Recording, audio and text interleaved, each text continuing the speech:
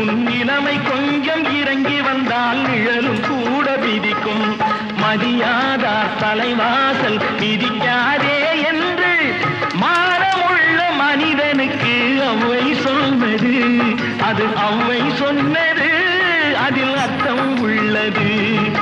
பரமசிவன் கழுத்தில் இருந்து பாம்பு கேட்டது, கருடா சௌக்கியமா? யாரும் இருக்கும் இடத்தில்